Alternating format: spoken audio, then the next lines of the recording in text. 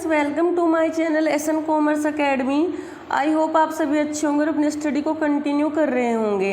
आज की वीडियो में जो हम अपना टॉपिक कवर करेंगे वो है आपका रिसर्च प्रोसेस।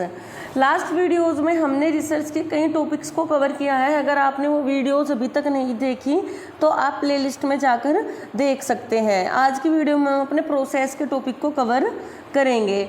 और अगर हाँ आपको इस वीडियो के पीडीएफ चाहिए, पीपीटी आपको ये चाहिए, तो आप टेलीग्राम से डाउनलोड कर सकते हैं। टेलीग्राम का लिंक मैंने डिस्क्रिप्शन में दे दिया है। तो सबसे पहले देखते हैं प्रोसेस ऑफ रिसर्च। तो रिसर्च प्रोसेस में जो आपका सबसे पहला स्टेप आता है वो आता है formulation of research problem. Formulation of research problem. देखो, जब भी हम कोई रिसर्च करते हैं, कुछ सर्च करते हैं, तो हमारे सामने कोई ना कोई प्रॉब्लम, कोई ना कोई इशू होता है जिसके ऊपर हम अपनी स्टडी करते हैं। तो सबसे पहले आप अपनी रिसर्च प्रॉब्लम को फॉर्मुलेट करोगे। उसके बाद आपका जो हेडिंग लिखा हुआ है वो लिखा हुआ है लिटरेचर रिव्यू। देखो, लिटरेचर रिव्यू का क्या मतलब होता है कि आप जो भी टॉपिक पे सर्च करने वाले हो, जिस भी फील्ड में आप अपनी स्टडी करने वाले हो, फॉर एग्जांपल आप एजुकेशन सिस्टम के ऊपर कोई स्टडी कर रहे हो या आप किसी भी फील्ड में जो मार्केटिंग के ऊपर कोई आप रिसर्च कर रहे हो, तो आप सबसे पहले देखोगे कि क्या इससे पहले भी इसके ऊपर काम हो चुका है तो कितना हो चुका है और मैं क्या इम्प्रूवमेंट उसके अंदर लेकर आ सकता हूँ। तो इसलिए अपनी किसी भी रिसर्च को करने से पहले हमें पहले लिटरेचर रिव्यू कर लेना चाहिए, यानी साहित्य की समीक्षा। जो रिसर्च के अंदर ऐसा नहीं होता कि आप एक ही टॉपिक के ऊपर बार बार स्टडी करते रहें। जो रिसर्च पहले हो चुकी है आप उसमें कुछ नया इम्प्रूवमेंट कर सकते हैं या आप कुछ नया लेकर आ सकते हैं। जैसे फॉर एग्जांपल मान लो भी एक टेक्नोलॉजी है जो हम यूज कर रहे हैं 4G, तो हम कुछ इनोवेट करके 5G कुछ नई टेक्नोलॉजी लेकर आ सकते हैं। नेक्स्ट जो आपका स्टेप है रिसर्च के अंदर वो है आपका फॉर्मुलेट हाइपोथेसिस। Formulate hypothesis. तो ये वर्ड है हाइपोथेसिस, आई होप आपने इसके बारे में पढ़ा होगा। हाइपोथेसिस का मतलब होता है कि रिसर्च करने से पहले हम कुछ कल्पना, कुछ स्टेटमेंट बना लेते हैं जिनको हम बाद में टेस्ट करते हैं। हाइपोथेसिस आपकी टेंटेटिव स्टेटमेंट होता है, वो सही भी हो सकता है गलत भी हो सकता है, लेकिन उसके आधार पर आप अपनी रिसर्च कंडक्ट करते हैं और आखिर में आप उसको टेस्ट करके एक्सेप्ट या रिजेक्ट कर देते हैं। जैसे फॉर एग्जांपल आप एक स्टडी कर रहे हैं किसके ऊपर, आप स्कूल चाइल्ड के ऊपर स्टडी कर रहे हैं और आप उनकी परफॉर्मेंस देखना चाहते हैं। आप उनकी परफॉर्मेंस शहरी क्षेत्र में देख रहे हैं कि बच्चे कैसे हैं पढ़ाई में और गांव वाले बच्चे कैसे हैं, अर्बन एरिया में बच्चे कैसे हैं। तो अब आपका एक हाइपोथेसिस हो सकता है कि दोनों की परफॉर्मेंस में कोई भी फ़र्क नहीं है। तो आपका दूसरा हाइपोथेसिस हो सकता है कि परफॉर्मेंस में फ़र्क है या अच्छा है या बुरा है, मतलब जो आपके अर्बन एरिया के बच्चे हैं वो अच्छा कर रहे हैं या बुरा कर रहे हैं। इस तरीके से आप हाइपोथेसिस बना सकते हैं। तो हाइपोथेसिस एक टेंटेटिव स्टेटमेंट होती है, एक कल्पना होती है जिसे बाद में हम सही या गलत प्रूफ करते हैं। नेक्स्ट जो स्टेप है आपका वो है प्रिपेयरिंग रिसर्च डिज़ाइन। अब आप रिसर्च कंडक्ट करने वाले तो उसका पहले से ही डिज़ाइन बनाकर चलोगे कि हमें कैसे कैसे क्या क्या रिसर्च स्टेप फॉलो करने हैं, कहाँ से डेटा कलेक्ट करना है, कहाँ से सैंपल सेलेक्ट करना है। देखो, हाइपोथेसिस बनाने का जो आपका मेन पर्पज होता है वही होता है कि हाइपोथेसिस आपको आपकी रिसर्च के अंदर गाइड करता रहता है ताकि आप अपने ऑब्जेक्टिव से भटको मत। हमें जिस चीज़ के ऊपर स्टडी करनी है हम उसी के ऊपर स्टडी कर रहे हों। ऐसा नहीं कि हमें स्टडी किसी पर्टिकुलर टॉपिक के ऊपर करनी थी और हम किसी अलग ही फील्ड में पहुँच गए। तो इसलिए आपको पूरा टाइम गाइड करने के लिए आप हाइपोथेसिस बनाते हो। नेक्स्ट आपका स्टेप है डेवलपिंग डेटा कलेक्शन इंस्ट्रूमेंट। अब आपको पता है कि आपने प्रॉब्लम फाइंड कर ली, तो रिसर्च में कुछ भी आपका गैस बेस नहीं चलता है या आपका इंट्यूशन नहीं चलता है कि ऐसा ही होगा तो आप मान लेते हो। रिसर्च के अंदर आप प्रॉपर डेटा कलेक्ट करते हो, उसको स्टडी करते हो, उसको टेस्ट करते हो, तो उसके बाद आप डेटा कलेक्शन इंस्ट्रूमेंट को डेवलप करेंगे। नेक्स्ट जो आपका स्टेप है वो है selecting sample types of sample. अब आपने डेटा कलेक्शन इंस्ट्रूमेंट सिलेक्ट कर लिया तो आप अपने सैंपल को सिलेक्ट करेंगे। सैंपल को सिलेक्ट करने के बाद आप एक रिसर्च प्रपोजल लिखेंगे। अभी तक आपने डेटा कलेक्ट किया नहीं है, सिर्फ डेटा कलेक्शन के इंस्ट्रूमेंट डिसाइड किए हैं और अपना सैंपल सेलेक्ट किया है। रिसर्च प्रपोजल का मतलब होता है कि रिसर्च करने से पहले हम अपने रिसर्च के बारे में लिखते हैं कि इस तरीके से हमारी स्टडी होगी, इस एरिया में बेनिफिशियल होगी या ये चीज़ हम फाइंड करना चाहते हैं, तो उसे हम रिसर्च प्रपोजल बोलते हैं। उसके बाद अगर हमारा रिसर्च प्रपोजल पास हो जाता है तो हम डेटा कलेक्ट करेंगे और उसके बाद उसको प्रोसेस करेंगे, एनालिसिस करेंगे और अपनी रिसर्च रिपोर्ट बनाएंगे।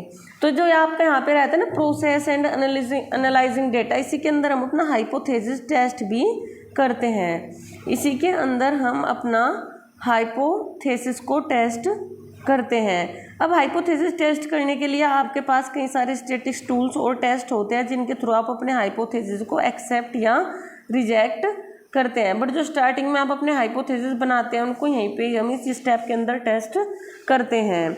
तो ये आपके रिसर्च के 10 स्टेप लिखे हुए हैं, आगे इनको हम थोड़ा और डिटेल में डिस्कस करेंगे। तो सबसे पहले जो आपका स्टेप लिखा हुआ था वो था आपका फॉर्मुलेशन ऑफ रिसर्च प्रॉब्लम। तो ये मीनिंग इसका हम समझ चुके हैं। फिर हम लिटरेचर रिव्यू करते हैं, अपने रिसर्च के ऑब्जेक्टिव डिसाइड करते हैं और हम डिसाइड करते हैं कि कौन कौन से वेरिएबल होंगे और किस तरीके से हम उनको मेजर करेंगे। देखो वेरिएबल्स का मतलब होता है आपने रिसर्च तो फॉर्मुलेट कर ली, अब आप जिस चीज़ के ऊपर स्टडी करोगे उसे क्या बोलोगे आप, वेरिएबल। रिसर्च के अंदर नॉर्मली हम 2 टाइप के वेरिएबल पढ़ते हैं, independent variable and dependent variable. Independent and dependent. देखो जो इंडिपेंडेंट वेरिएबल होता है वो वेरिएबल होता है जिसको हम चेंज कर सकते हैं और डिपेंडेंट वेरिएबल को उसके डिपेंडेंट वेरिएबल के ऊपर हम उसके रिजल्ट चेक करते हैं। जैसे फॉर एग्जांपल कोई पेशेंट है हॉस्पिटल में, आप कोई ड्रग उसके ऊपर चेक करना चाहते हैं, कोई मेडिसिन उसके ऊपर टेस्ट करना चाहते हैं, तो उस केस में आपकी मेडिसिन इंडिपेंडेंट वेरिएबल हो जाएगी क्योंकि आप उसकी क्वांटिटी भी चेंज कर सकते हैं या आप उसकी टाइमिंग भी चेंज कर सकते हैं और आपको जो पेशेंट है जिसके ऊपर आप इफेक्ट चेक कर रहे हो वो आपका डिपेंडेंट वेरिएबल हो जाएगा। तो दोनों ही वेरिएबल को हम डिसाइड करते हैं, उसके बाद हम हाइपोथेसिस बनाते हैं। ये सब आपके फर्स्ट स्टेप के अंदर ही हो जाता है। नेक्स्ट आपका है प्रिपेयरिंग रिसर्च डिज़ाइन। देखो रिसर्च डिज़ाइन हम डिसाइड करेंगे, आपका रिसर्च डिज़ाइन एक्सपेरिमेंटल भी हो सकता है और नॉन एक्सपेरिमेंटल भी हो सकता है। एक्सपेरिमेंटल का मतलब जब आप कुछ वेरिएबल्स के ऊपर एक्सपेरिमेंट करते हो, जैसे आपने देखा है केमिस्ट्री और फिजिक्स के अंदर हम कुछ कई सारे एक्सपेरिमेंट करते हैं। लेकिन अगर आपकी रिसर्च सोशल स्टडीज़ के ऊपर है तो आप नॉन एक्सपेरिमेंटल डिज़ाइन के ऊपर भी जा सकते हैं। मतलब आप ह्यूमन बिहेवियर वगैरह को अगर स्टडी करना चाहते हैं तो आप नॉन एक्सपेरिमेंटल डिज़ाइन सेलेक्ट कर सकते हैं। आप अपने टॉपिक के हिसाब से अपना रिसर्च डिज़ाइन सेलेक्ट करेंगे। दोनों टाइप का ही हो सकता है, एक्सपेरिमेंटल एंड नॉन एक्सपेरिमेंटल। यहाँ पर आप लोग ध्यान रखना कि जो आपका एक्सपेरिमेंटल होता है ये क्वांटिटेटिव रिसर्च में होता है, क्वांटिटेटिव रिसर्च, और जो आपकी नॉन एक्सपेरिमेंटल डिज़ाइन है ये क्वालिटेटिव रिसर्च में यूज हो सकता है। बाकी आप अपने टॉपिक के हिसाब से अपना डिज़ाइन सेलेक्ट करेंगे। नेक्स्ट आपका जो स्टेप है वो है आपका डेवलपिंग डेटा कलेक्शन इंस्ट्रूमेंट। तो डेटा कलेक्शन इंस्ट्रूमेंट डेवलप करेंगे, हम देखेंगे किस टाइप का डेटा हम कलेक्ट करेंगे। इससे पहले वीडियो में हम डेटा के ऊपर डिटेल में डिस्कस कर चुके हैं, अगर आपने वो वीडियो नहीं देखी तो आप प्लेलिस्ट में जाकर देख सकते हैं। हम देखेंगे कि हमें प्राइमरी डेटा कलेक्ट करना है, सेकेंडरी डेटा, कौन सा हमारे लिए ज़्यादा बेनिफिशियल है। प्राइमरी और सेकेंडरी डेटा को आप उस वीडियो के थ्रू अच्छे से समझ सकते हैं। फिर हम देखेंगे हम किस तरीके से डेटा कलेक्ट करेंगे, हम इंटरव्यू के थ्रू डेटा कलेक्ट करेंगे या हम फिर ऑब्जर्वेशन करेंगे या फिर हम क्वेश्चनेयर के थ्रू डेटा कलेक्ट करेंगे, शेड्यूल्स के थ्रू डेटा कलेक्ट करेंगे। तो developing data collection instrument. Next आपका स्टेप है सिलेक्टिंग सैंपल। देखिए जो आपकी रिसर्च होती है, अब आपके पास जिसके ऊपर आप स्टडी करते हैं उसको हम बोलते हैं पॉपुलेशन, जिसके ऊपर हम स्टडी करते हैं उसको हम पॉपुलेशन बोलते हैं। बट ये पॉसिबल नहीं हो पाता टाइम की वजह से, रिसोर्सेज की वजह से, कि हम ओवरऑल पॉपुलेशन के ऊपर स्टडी कर पाएँ। तो हम ऐसा करते हैं कि कुछ सैंपल ले लेते हैं। तो हम डिसाइड करेंगे कि हमें कितना सैंपल लेना है, टाइप ऑफ सैंपल डिसाइड करेंगे, प्रोबेबिलिटी और नॉन प्रोबेबिलिटी, कौन सा सैंपल हमें सेलेक्ट करना है। इससे पहले हम वीडियो में प्रोबेबिलिटी और नॉन प्रोबेबिलिटी सैम्पलिंग को भी डिटेल में पढ़ चुके हैं, आप प्लेलिस्ट में जाकर वो भी वीडियो चेक कर सकते हैं। नेक्स्ट आपका जो स्टेप है वो है आपका राइटिंग अ रिसर्च प्रपोजल। देखो रिसर्च प्रपोजल का मतलब वो ये है कि आप लिखोगे कि क्या बेनिफिट इस रिसर्च के रहने वाले हैं, क्यों, क्या हमें इसकी नीड है, कौन सा डेटा आप इसमें यूज करने वाले हो, कितने रिसोर्सेज इसमें यूज होने वाले हैं या कितने फंड इसके अंदर यूज़ होने वाले हैं, ये सब आप पहले से ही बताओगे, ठीक है। अगर आपका प्रपोजल सही रह जाता है तो उसके बाद आप डेटा कलेक्ट करोगे, वो इंटरव्यू के थ्रू भी हो सकता है, क्वेश्चनेयर के थ्रू भी हो सकता है और ऑब्जर्वेशन के थ्रू भी हो सकता है। क्वेश्चनेयर आपका लिस्ट ऑफ क्वेश्चन होती है, जैसे आपको डेटा कलेक्ट करना है तो किसी से कुछ भी क्वेश्चन जो आपको पुट करने हैं आप उनकी लिस्ट बना लेते हैं रिटन फॉर्मेट में, उसे हम बोल देते हैं questionnaire, list of question. Next आपका जो स्टेप है वो है आपका प्रोसेसिंग एंड एनालाइजिंग डेटा।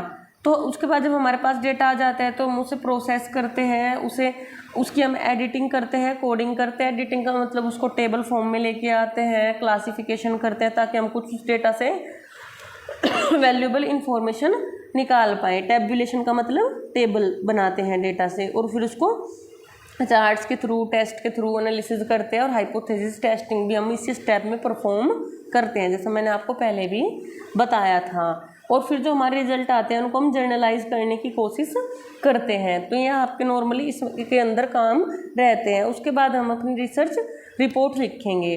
तो अगर हमारा रिजल्ट हमने फाइंड कर लिया है तो हम अपनी रिसर्च रिपोर्ट लिखेंगे। अब रिसर्च रिपोर्ट भी आपका एक पर्टिकुलर टॉपिक है, इन शॉर्ट में थोड़ा बहुत यहाँ पे भी बता देती हूँ कि सबसे पहले आपकी रिसर्च रिपोर्ट में क्या होता है। टाइटल पेज होता है जिसके ऊपर आपका नाम, जिसको आप थीसिस सबमिट कर रहे हो उनका नाम, आपके टॉपिक का नाम वगैरह रहता है। नेक्स्ट आपका रिसर्च रिपोर्ट के अंदर क्या आता है, table of contents. Table of contents का मतलब है कि जो आपने रिपोर्ट लिखी है ये इंडेक्स ही है मेनली, ठीक है, कि आपने कहाँ कहाँ पर कौन कौन से पेज नंबर पर कौन कौन सा टॉपिक लिखा हुआ है, उसे हम बोलते हैं टेबल ऑफ कंटेंट्स। उसके बाद आपके चैप्टर्स आ जाते हैं, क्योंकि आप अलग अलग चैप्टर बनाते हो, जैसे इंट्रोडक्शन का एक चैप्टर हो गया, रिसर्च मेथोलॉजी का एक चैप्टर हो गया, डेटा एनालिसिस का एक चैप्टर हो गया, जिसके थ्रू आप अपनी पूरी रिपोर्ट को प्रेजेंट करते हैं। उसके बाद आपका आ जाता है बिब्लियोग्राफी। बिब्लियोग्राफी मतलब आपने कहाँ कहाँ से डेटा उठाया है, किन किन रिसोर्सेज की हेल्प आपने ली है। उसके बाद आपका अपेंडिसेस आता है।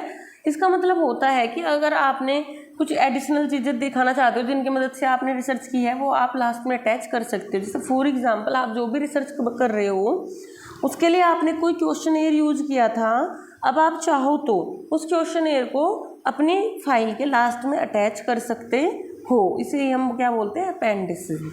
तो आपको ये चीज़ें भी ध्यान में रखनी है। आपसे पूछा जा सकता है पेपर के अंदर कि रेफरेंस क्या होता है, बिब्लियोग्राफी क्या होती है, या आपका अपेंडिसेस क्या होती हैं। ये चीज़ें आपको अच्छे से पढ़कर जानी है। अगर आपको टॉपिक समझ आया हो तो please like, share and subscribe.